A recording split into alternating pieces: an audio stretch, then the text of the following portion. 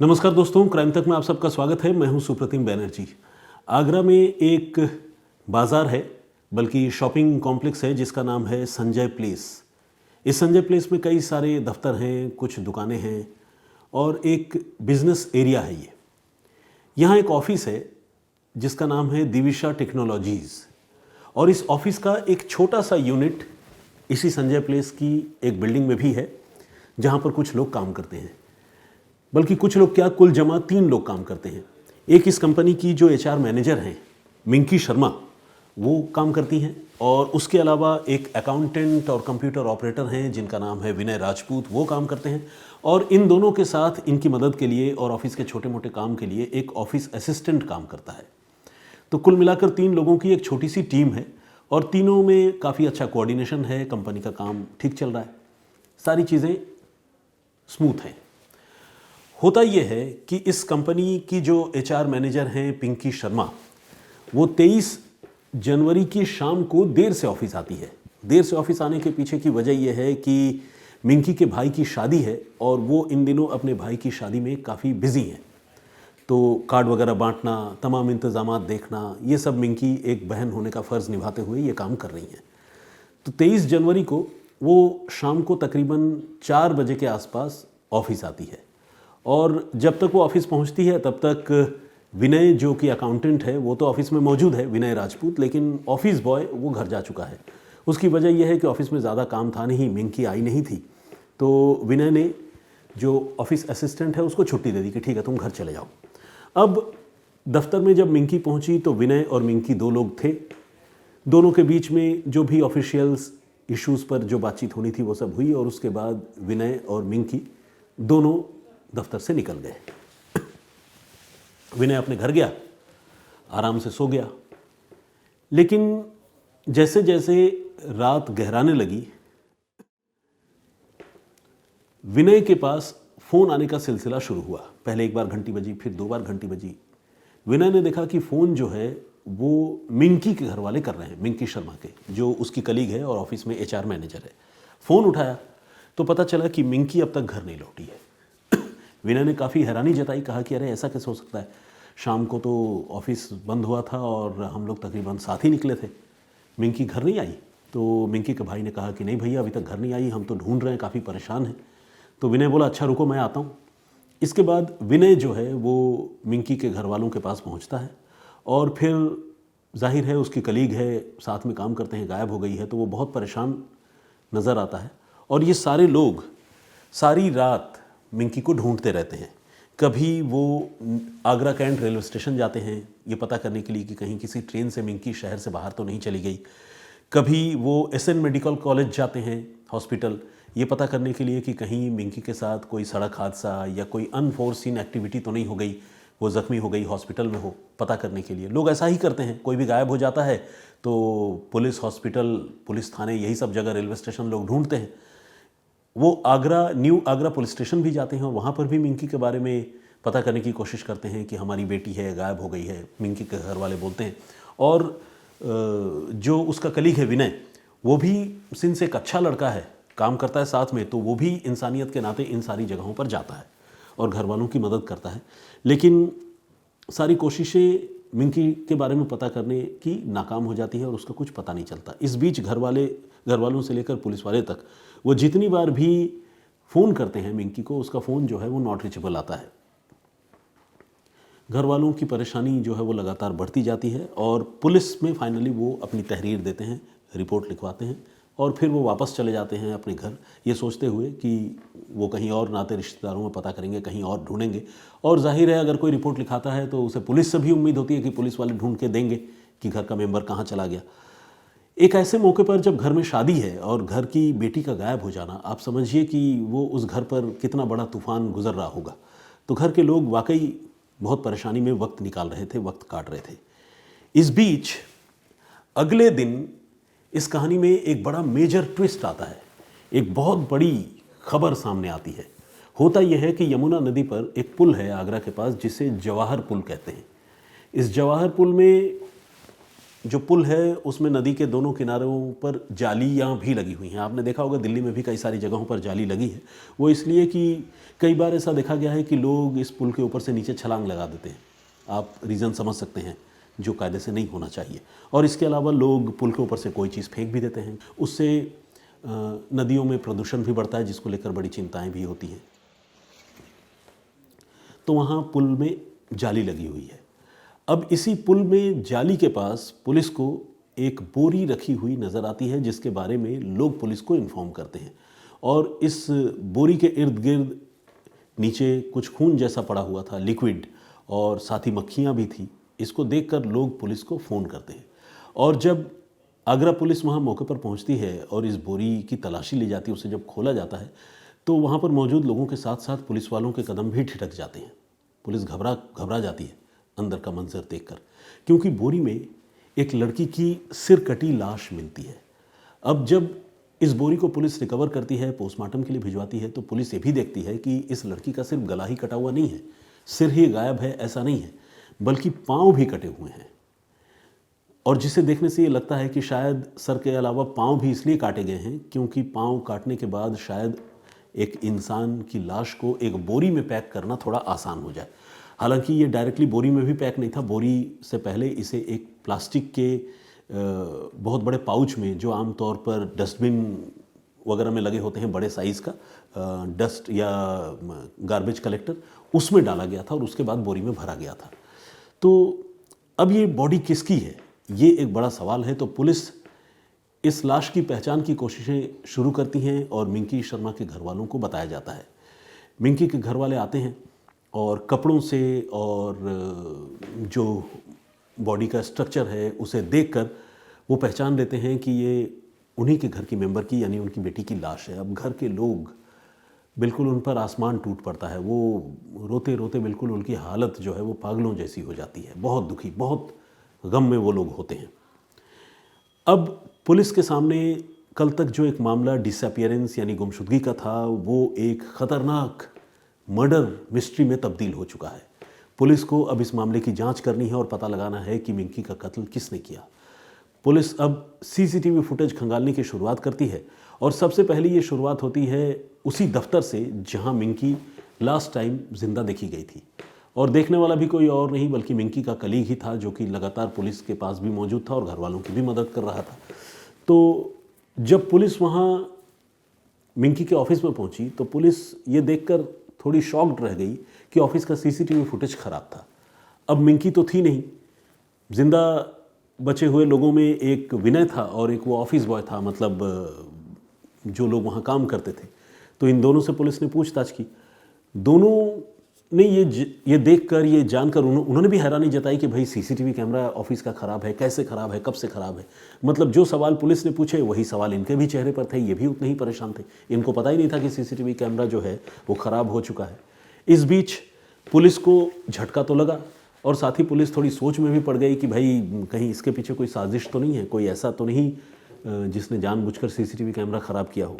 तो खैर police office से तो निराश हो गई सीसीटीवी कैमरे के मामले में, लेकिन पुलिस ने यह तय किया कि ये जो जवाहर नगर ब्रिज है वहाँ से लेकर और जहाँ पर संजय प्लेस में ऑफिस है उस पूरे रूट की पुलिस स्कैनिंग करेगी और सारे सीसीटीवी कैमरों को उस रूट में जो प्रोमिनेंट लोकेशन पर लगे हुए हैं वो चेक करेगी। पुलिस ने ये एक्सरसाइज कैरी किया, सीसीटीवी कैमरों की चेकिंग होने लगी। 100 से ज़्यादा कैमरे देखने में बहुत सारे पुलिस वालों की ड्यूटी लगी और आखिरकार पुलिस ने ये देखा अलग अलग कैमरों में कि एक बोरी लाद कर स्कूटी में एक नौजवान 23 तारीख और 24 तारीख यानी 23 और 24 जनवरी की मिडनाइट को, दरमियानी रात को, उसी जवाहर नगर ब्रिज की तरफ जा रहा है जिस तरफ वो बॉडी बरामद हुई थी और संजय प्लेस वाले रूट से ही आगे जा रहा है। तो ये सब जब पुलिस ने देखा तो पुलिस ने जूम इन करके देखना शुरू किया कि भाई ये स्कूटी पर कौन है, स्कूटी किसकी है। शॉकिंगली वो स्कूटी किसी और की नहीं बल्कि उसी मिंकी शर्मा की थी जिसकी लाश उस स्कूटी पर बोरी की सूरत में भर के या लाद के वो नौजवान चला जा रहा था। पुलिस ने जब और जूम इन किया तो देखा कि वो नौजवान कोई और नहीं बल्कि मिंकी के साथ काम करने वाला उसका कलीग, ऑफिस का अकाउंटेंट विनय राजपूत है। ये देखते ही पुलिस वाले भी शॉक्ड रह गए और ये फुटेज जब मिंकी के घर वालों को दिखाया गया तो उनकी भी हैरानी की सीमा नहीं रही।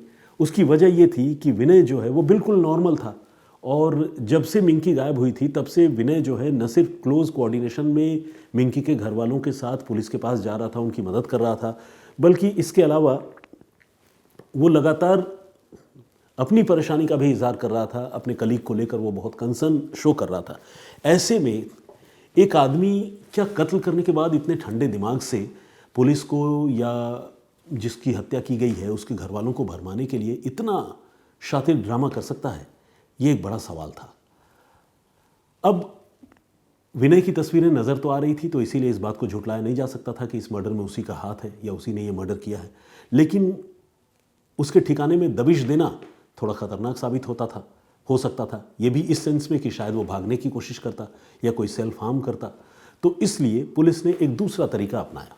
पुलिस ने मिंकी के भाई को ये कहा कि वो विनय को फ़ोन करे और ये बोले कि पुलिस वालों ने ये जानकारी दी है कि ईदगाह स्टेशन के पास मिंकी जो है, रेलवे स्टेशन के पास मिंकी मिल गई है। इस तरह की खबर पुलिस ने बताई है।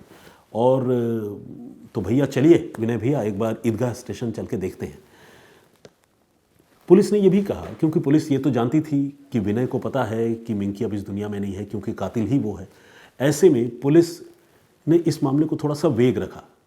मिंकी के घर वालों को ये बताया कि पुलिस ने बताया है, जानकारी मिली है, इस तरह की बात करना, बिल्कुल कंफर्म तरीके से, एश्योर्ड तरीके से मत बताना कि मिंकी मिली है, क्योंकि उससे जो है, जो एक क्यूरियोसिटी है या एक जो सस्पेंस है जो उसके मन में भी पैदा हो कि भाई घर वालों को पुलिस ने क्या गलत जानकारी दे दी, और वो निश्चिंत होकर आ जाए, क्योंकि उसे तो पता है ना कि मिंकी इस दुनिया में नहीं है।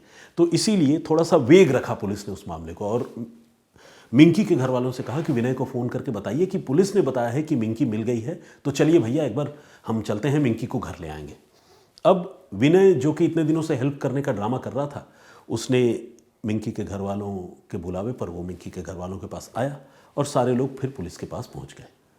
अब पुलिस के पास पहुंचने के बाद पुलिस अपने असली रूप में आ गई। पुलिस ने इसको हिरासत में ले लिया और इसकी सख्ती से पूछताछ शुरू की। ज़्यादा इसके पास बचने या झूठ बोलने का ऑप्शन था नहीं, क्योंकि सीसीटीवी फुटेज में साफ साफ ये नज़र आ रहा था। तो इसने कबूल कर लिया कि उसने मिंकी की हत्या की है। अब सबसे बड़ा सवाल ये था कि उसने मिंकी की हत्या क्यों की और किस तरीके से की। तो अब सिलसिलेवार तरीके से पूरी कहानी समझिए नटशेल में।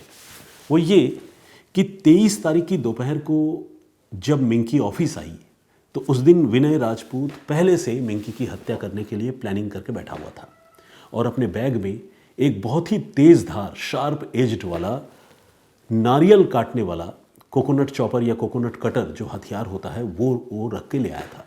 और ये हथियार उसने बाकायदा मिंकी की हत्या करने के लिए एक लोहार की दुकान से ख़रीदा था, और उस पर अलग से अतिरिक्त धार लगवाई थी ताकि हत्या करने में कोई भी परेशानी ना हो और बहुत जल्दी से ये काम हो जाए।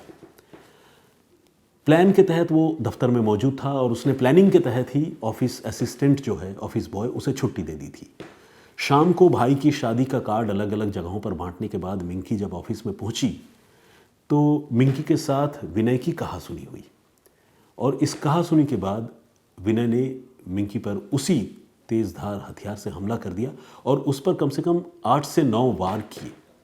ये वार इतने खतरनाक थे कि मिंकी ने वही मौके पर तड़प तड़प कर दम तोड़ दिया। इसके बाद विनय ने उसका गला काटा और उसे अलग कर लिया। ये सब कुछ हुआ दफ्तर में। वो इसलिए क्योंकि विनय ने कहीं ये देखा था किसी टीवी शो में कि अगर किसी लाश की पहचान जो है वो मिटा दी जाए तो फिर वो मर्डर केस इस्टेब्लिश नहीं हो पाता, पुलिस उसे साबित नहीं कर पाती है। तो इसीलिए उसने सबसे पहले चेहरा ही गायब करने का फैसला किया और गला काटकर उसने अलग कर दिया। इसके बाद जो बॉडी पार्ट्स थे, मतलब धड़ था, टोर्सो था, उसे उसने सबसे पहले जो डस्टबिन वाला पाउच होता है उसमें उसने पैक करने की कोशिश की और एक बोरी में उसे भरने की कोशिश की, लेकिन नाकाम रहा क्योंकि बॉडी पार्ट इतना छोटा नहीं था, या बॉडी सिर काटने के बाद भी कम से कम इतनी बड़ी थी कि वो बोरी में आ नहीं रही थी। तो फिर उसने पाँव भी काटे, पाँव काट कर अलग किए, और उसके बाद जब वो थोड़ी छोटी हो गई तो उसे मोड़कर पाँव के साथ उसने एक बोरी में पैक किया और सिर को अलग पैक किया। इसके बाद वो उस बिल्डिंग से नीचे आया, तब तक आधी रात हो चुकी थी, और उसके बाद उसने अगल बगल देखा, सन्नाटा था। एक ऐसे बिजनेस एरिया में जहाँ ऑफिसेज हों आम तौर पर वहाँ सारी दुकानें दफ्तर सब बंद हो जाते हैं। रिहायशी इलाकों में तो फिर भी थोड़ी चहल पहल होती है क्योंकि लोग घूमते हैं, टहलते हैं, नाइट वॉक करते हैं। तो यहाँ पर जब उसने देखा कि सब कुछ खाली है तो मिंकी की ही स्कूटी में उसने वो कटा हुआ सिर और बोरी एक एक करके लादी और कटे हुए सिर को नदी में उसने डिस्पोज ऑफ कर दिया और उसके बाद उसने बोरी स्कूटी में रखी और इसके बाद उस बोरी को भी वो जवाहर पुल के ऊपर से यमुना नदी में फेंकने की तैयारी कर रहा था। लेकिन दिक्कत ये हो गई या अड़चन ये आई कि पुल के किनारे जालियां लगी हुई हैं। उस जाली की वजह से इतनी बड़ी भारी बोरी को वो उठाकर जाली के ऊपर से नदी में फेंक नहीं सकता था, तो उसने बोरी वहीं लावारिस हालत में छोड़ दी और फिर वो घर आ गया। तब तक मिंकी घर नहीं लौटी थी तो घर वाले परेशान हो रहे थे। उसके बाद उन्होंने विनय को फ़ोन करना शुरू किया और विनय जो है ये सब कुछ करने के बाद, ऑफिस के खून वून के धब्बे साफ़ करने के बाद, अपने कपड़े वपड़े धुलने के बाद पूरी तरह से तैयार होकर घर वालों के रंग में रंग गया और मिंकी को ढूंढने का वो भी ड्रामा करने लगा। पुलिस थाने गया और इस तरह से घर वालों ने उस पर एक बार भी शक भी नहीं किया। लेकिन कहानी में ट्विस्ट जो है उस सीसीटीवी फुटेज से आया जब डेड बॉडी बरामद हुई और सब कुछ पता चल गया। अब सवाल यह है कि विनय ने अपने ही कलीग मिंकी का कत्ल क्यों किया। तो कहानी कुछ यूँ है कि एक दफ्तर में काम करते करते मिंकी और विनय के बीच में काफ़ी करीबी रिश्ते हो गए थे और दोनों, चूँकि पहले दोनों एक दूसरे के प्यार में बिल्कुल सराबोर थे, तो दोनों ने एक दूसरे से वादा किया था कि शादी करेंगे और दोनों ने अपने अपने घर में भी बात की थी। लेकिन मिंकी के घर वाले इस शादी के लिए तैयार नहीं थे, हालांकि विनय के घर वाले इस रिलेशन पर तैयार थे। इस बीच विनय ने ये नोटिस किया कि आधी रात को मिंकी का मोबाइल फ़ोन अक्सर एंगेज रहता है और कोई 1-2 मिनट के लिए नहीं, घंटों के लिए एंगेज रहता है। अब एक ऐसा लड़का जो किसी के साथ कमिटेड रिलेशनशिप में हो, अफेयर में हो, जिसके साथ वो शादी करने का ख्वाब देख रहा हो, जब उसे पता चले कि उसकी गर्लफ्रेंड जो है आधी रात को घंटों घंटों किसी से बात कर रही है, तो जाहिर है उसे सदमा तो लगेगा। मेरे ये कहने का मतलब ये बिल्कुल नहीं है कि सदमा लगेगा तो वो किसी का कत्ल करेगा, बिल्कुल भी नहीं, ऐसा सोच भी नहीं सकते। लेकिन विनय को ये सदमा लगा, ये झटका लगा और उसके बाद उसने मिंकी को कन्फ्रंट करना शुरू किया। विनय जो है वो मिंकी पर अपना प्यार के साथ साथ पैसे भी लुटाया करता था। कुछ रुपए भी उसने मिंकी को दिए थे। अब शादी थी भाई की, तो मिंकी कथित रूप से विनय से 1.5 लाख रुपए भी मांग रही थी और देखा जाए तो 1.5 लाख रुपए एक तरफ मांग रही थी, दूसरी तरफ उसकी किसी और लड़के से भी बात हो रही थी।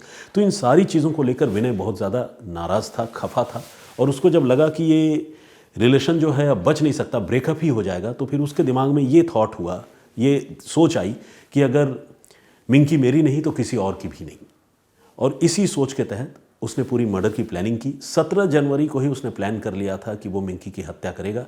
पूरी उसने तैयारी की, सीसीटीवी के तार उसने खुद डिस्कनेक्ट किए, जाकर बाज़ार से चॉपर ख़रीदा और इंतज़ार करने लगा ऐसे मौके का। 23 तारीख को मिंकी देर आ रही थी, उसे पता चला, उसने ऑफिस बॉय को छुट्टी दे दी और 23 तारीख को ही उसने दफ्तर में मिंकी की हत्या की। लेकिन हत्या करने के बाद ये राज ज़्यादा दिनों तक छुप नहीं सका। सीसीटीवी फुटेज के ज़रिए पूरी कहानी बेनकाब हो गई। तो ये थी पूरी कहानी, ये था पूरा घटनाक्रम। पुलिस के इन्वेस्टिगेशन के बारे में भी मैंने आपको बताया। आपका पॉइंट ऑफ व्यू क्या है इस पूरे घटनाक्रम पर, प्लीज़ हमें कमेंट करके ज़रूर बताइएगा। एक दिन के गैप के बाद मैं हाजिर हुआ हूँ, मैं छुट्टी पर था, तो इसलिए मैं आज कोई कमेंट प्रीवियस स्टोरी पर जो आप लोगों ने किया था वो मैं नहीं ले पा रहा हूँ। आप सबसे गुजारिश है कि ऐसे ही सपोर्ट करते रहिए और इस स्टोरी को अगर हो सके तो अपने दोस्तों और मित्रों के साथ भी शेयर कीजिए। फिलहाल इतना ही, मुझे इजाज़त दीजिए, अपना बहुत ख्याल रखिए। जय हिंद, जय भारत।